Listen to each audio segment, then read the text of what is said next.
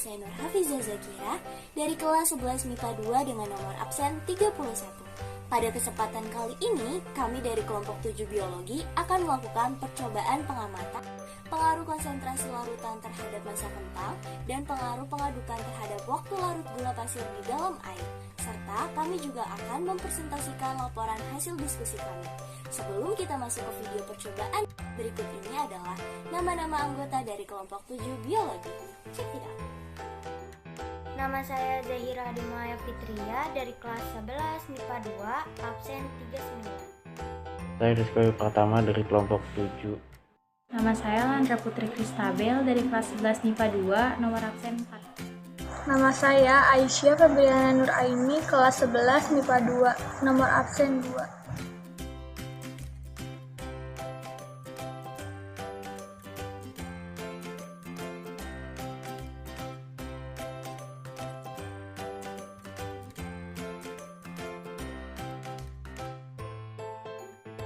Nah, berikut ini adalah percobaan pada gelas A yang berisi air mineral. Pertama, siapkan alat dan bahan. Kalau udah, lalu ambil 1 sendok gula pasir dan tuang ke dalam gelas. Aduk menggunakan sendok dengan kecepatan pengadukan yang sama. Nyalakan stopwatch bersamaan dengan mulainya pengadukan.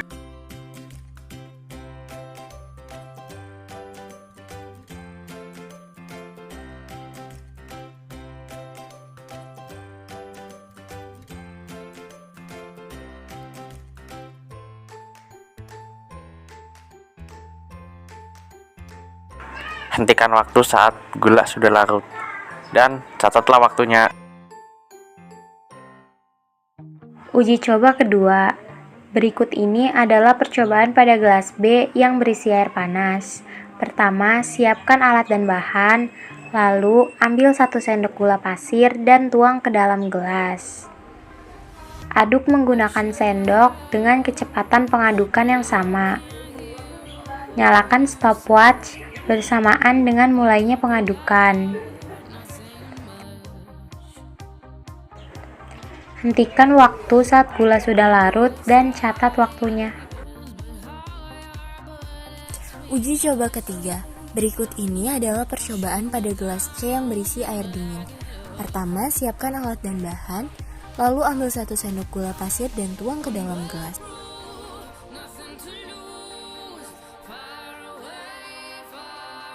Aduk menggunakan sendok dengan kecepatan pengadukan yang sama. Nyalakan stopwatch bersamaan dengan mulainya pengadukan.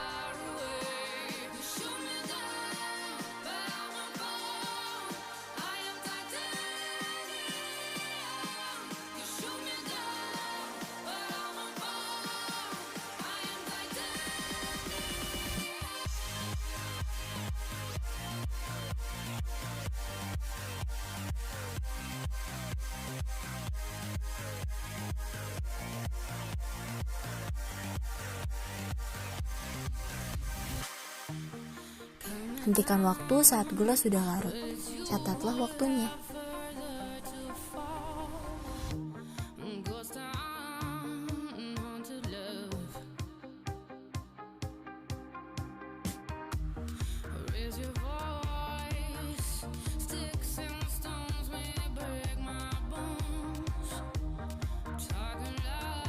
Pertama, kita kupas kentang dan potong kentang.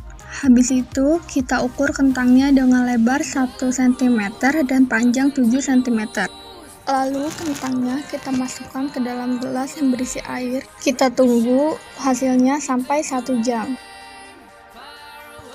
Setelah direndam air mineral selama 1 jam, kentang berubah warna menjadi kuning pucat dan teksturnya mengeras.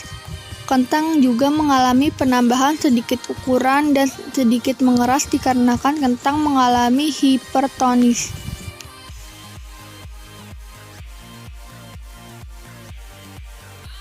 Pertama-tama kita kupas dan kita potong kentangnya, lalu kita ukur dengan menggunakan penggaris.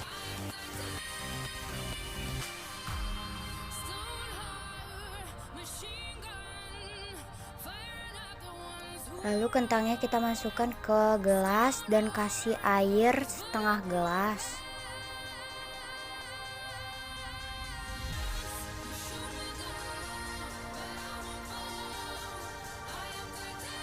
Lalu dikasih 1 sendok makan gula dan diaduk hingga merata.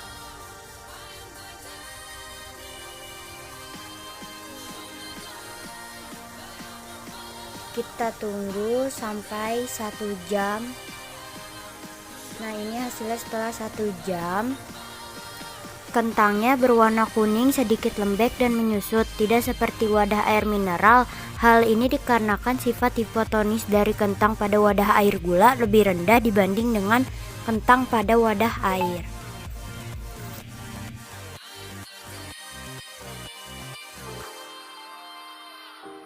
Assalamualaikum warahmatullahi wabarakatuh. Waalaikumsalam warahmatullahi wabarakatuh. Waalaikumsalam. Pada kesempatan kali ini, kami dari kelompok 7 biologi akan mempresentasikan laporan hasil diskusi kami.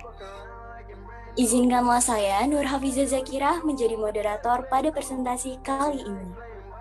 Langsung saja kita ke pembahasan pertama, yaitu laporan pengaruh konsentrasi larutan terhadap massa kentang. Pembahasan pertama yaitu landasan yang akan dibacakan oleh Rizky Wahyu. Kepada Rizky, saya persilahkan. Ya, terima kasih moderator. Landasan teori osmosis merupakan perpindahan zat dari daerah yang memiliki konsentrasi rendah atau hipotonik ke daerah yang memiliki konsentrasi tinggi atau hipertonik melalui membran semi permeable.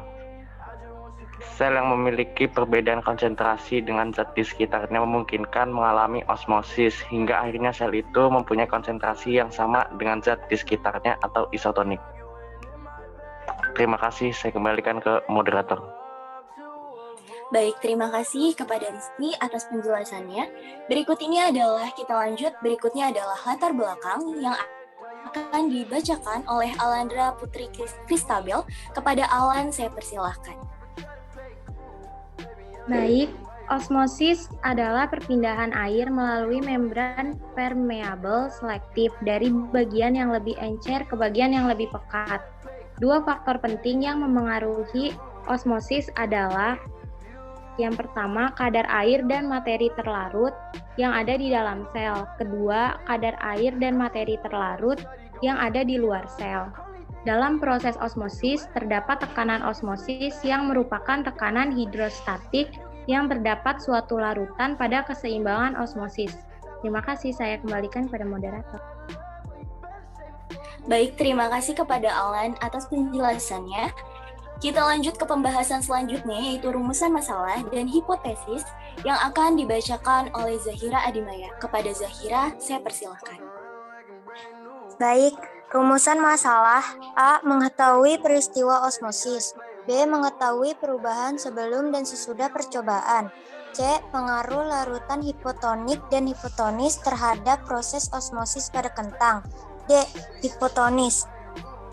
HO. Terdapat peningkatan berat pada kentang dikarenakan air masuk ke dalam sel-sel kentang dan menyebabkan berat kentang bertambah.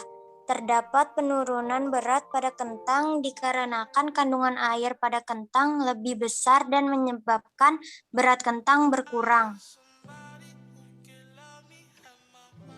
H1. Kentang akan mengalami perubahan warna, ukuran, dan tekstur dan bentuk sebelum dan sesudah percobaan. Saya kembalikan ke moderator. Baik, terima kasih Zahira atas penjelasannya.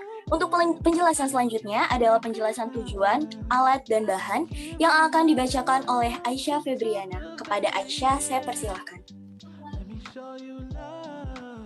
Tujuannya, 1. Membuktikan peristiwa osmosis. 2. Mengetahui efek dari potensial air pada yang diletakkan di larutan hipotonis, encer atau rendah, dan hipertonis, pekat atau tinggi. Ketiga, melihat perubahan yang terjadi pada kentang setelah percobaan. Keempat, untuk mengetahui perbedaan pada percobaan proses osmosis pada kentang, yaitu pada larutan gula dan air mineral. Alat dan bahan. Alatnya ada sendok, gelas, stopwatch, penggaris, pisau. Untuk bahannya ada gula pasir, air mineral, dan kentang. Saya kembalikan kepada moderator. Baik, terima kasih kepada Aisyah atas penjelasannya.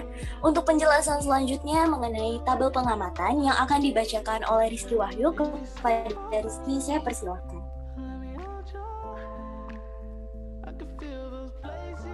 Ya, terima kasih moderator. Nomor 1, terdapat larutan air mineral yang di dalamnya akan melakukan perendaman kentang dengan lebar 1 cm dan panjang 7 cm. Waktu yang dibutuhkan 1 jam. Perubahan yang dialami kentang adalah warna kentang berubah menjadi kuning pucat, tekstur kentang berubah menjadi lebih keras dan mengalami penambahan ukuran. Yang kedua, perendaman kentang menggunakan air gula. Ukuran yang digunakan sama dengan ukuran kentang yang digunakan untuk perendaman menggunakan air mineral. Takaran gulanya 1 sendok makan dan waktu perendaman 1 jam. Warna kentang berubah menjadi kuning, tekstur kentang berubah menjadi lebih lembek dan mengalami penyusutan. Ya, terima kasih dan saya kembalikan ke moderator. Baik, terima kasih kepada Rizky atas penjelasannya. Kita lanjut ke pembahasan selanjutnya, yaitu adalah analisis dan pembahasan yang akan dibawakan atau dibacakan oleh Alandra. Kepada Alan, saya persilahkan. Analisis 1. Larutan air mineral dengan lebar kentang 1 cm dan panjangnya 7 cm yang direndam dengan air mineral selama 1 jam telah terjadi perubahan seperti warna kentang menjadi kuning pucat, tekstur kentang menjadi lebih keras dan mengalami penambahan ukuran. Yang kedua, larutan air gula dengan lebar kentang 1 cm dan panjangnya 7 cm yang direndam dengan kondisi air gula selama 1 jam telah terjadi perubahan seperti warna kentang menjadi kuning, tekstur kentang menjadi lebih lembek, dan mengalami penyusutan. Pembahasannya, peristiwa ini pada kentang yang direndam pada larutan air mineral. Perpindahan air secara osmosis terjadi air suling atau hipotonis menuju sel-sel kentang atau hipertonis, mengingat larutan dalam kentang lebih pekat dan air suling. Masuklah air suling ke dalam sel-sel kentang. Akibat masuknya air pada sel kentang membuat sel dalam keadaan turgid atau tekanan turgor tinggi. Inilah yang menyebabkan kentang menjadi keras. Alasan inilah yang juga membuat kentang menjadi lebih berat. Kondisi sebaliknya terjadi pada saat kentang direndam dalam larutan gula. Perpindahan air secara osmosis terjadi dari sel-sel kentang keluar menuju ke larutan. Pada larutan gula, sel-sel kentang mengalami kekurangan air. Akibatnya terjadi plasmolisis. Kondisi ini mengakibatkan penurunan tekanan turgor. Menurunnya tekanan turgor mengakibatkan kentang menjadi lebih empuk dan lembek. Sedangkan penurunan berat kentang terjadi akibat perpindahan air dari sel-sel kentang ke larutan. Semakin tinggi larutan yang digunakan, maka akan semakin lembek kentangnya. Kondisi sebanding juga terjadi pada penurunan berat kentang. Terima kasih, saya kembalikan kepada. Baik, terima kasih kepada Alan atas penjelasannya. Untuk berikut ini adalah kesimpulan yang akan saya bacakan. Kesimpulannya adalah kentang yang direndam dalam larutan gula mengalami osmosis, di mana kandungan air dalam kentang lebih besar, sehingga air cenderung keluar yang menyebabkan berat kentang berkurang atau hipertonis. Kentang yang direndam dalam air bisa mengalami difusi, di mana kandungan air yang ada di luar kentang lebih besar, sehingga air cenderung masuk dan menyebabkan berat kentang bertambah atau hipotonis. Bahwa osmosis adalah perpindahan zat pelarut air baik dari luar ke dalam ataupun dari dalam keluar sel melalui membran semi permeabel menuju daerah dengan konsentrasi zat lebih rendah. Baik, untuk selanjutnya adalah laporan pengaruh pengadukan terhadap waktu larut gula pasir di dalam air. Baik, berikut ini adalah laporan pengaruh pengadukan terhadap waktu larut gula pasir di dalam air. Langsung saja kita ke pembahasan yang pertama, yaitu landasan yang akan dibacakan oleh Rizky Wahyu. Kepada Rizky, saya persilahkan.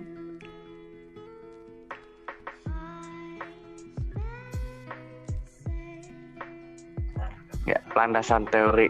A. Definisi larutan. Secara garis besar, larutan adalah sediaan cair yang mengandung satu zat atau lebih zat kimia yang terlarut.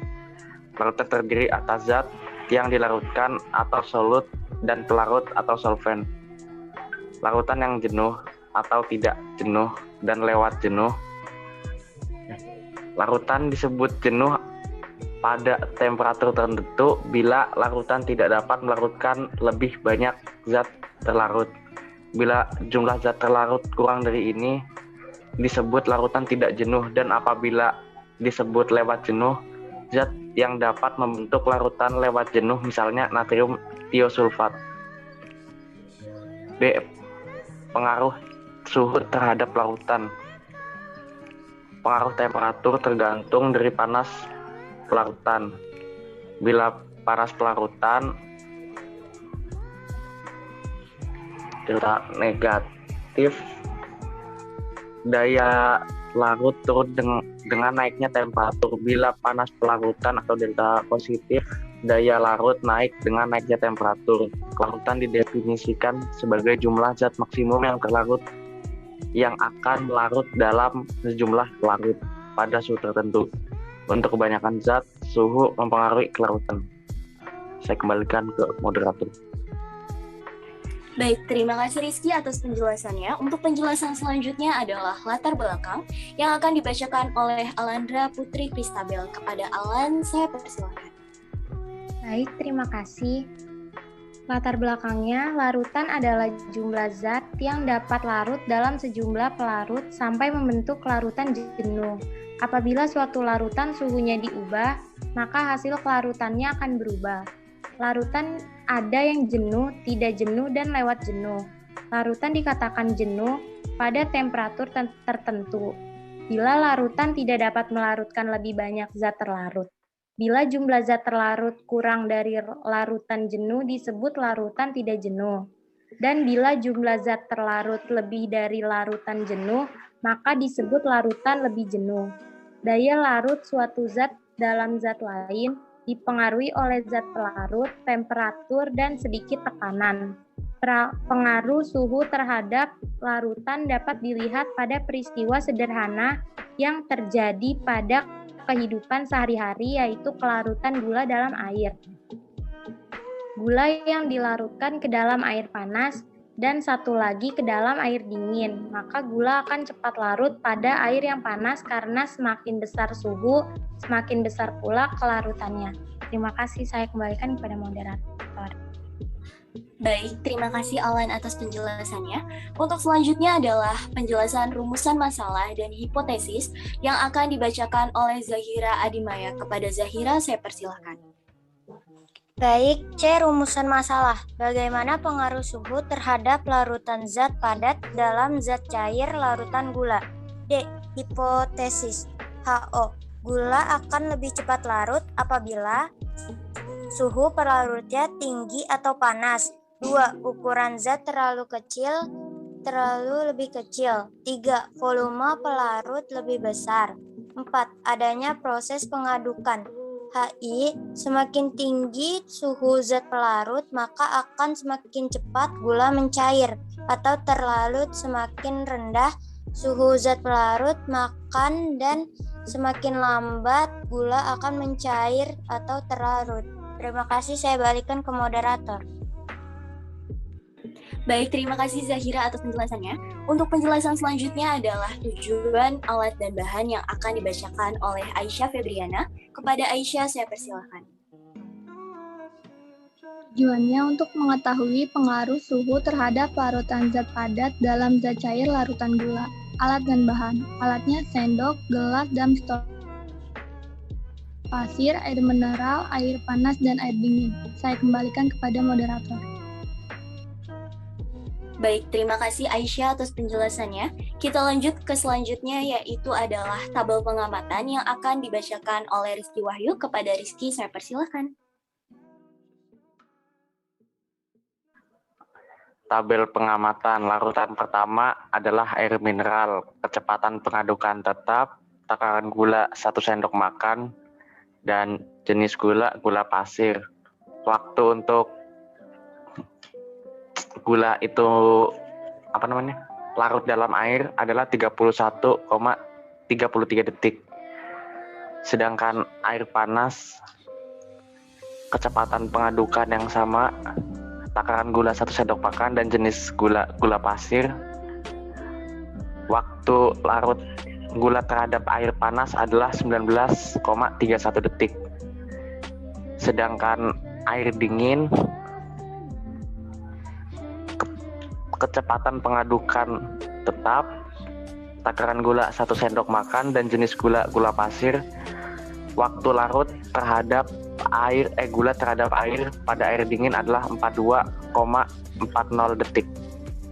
Terima kasih, saya kembalikan ke moderator. Baik, terima kasih Rizky atas penjelasannya. Untuk penjelasan selanjutnya adalah analisis dan pembahasan yang akan dibacakan oleh Alandra. Kepada Alan dipersilakan. Baik, analisis dan pembahasan. 1. Larutan air mineral dengan kecepatan tetap, waktu larutannya 31,33 detik. Yang kedua, larutan air panas dengan kecepatan tetap, waktu larutnya 19,31 detik.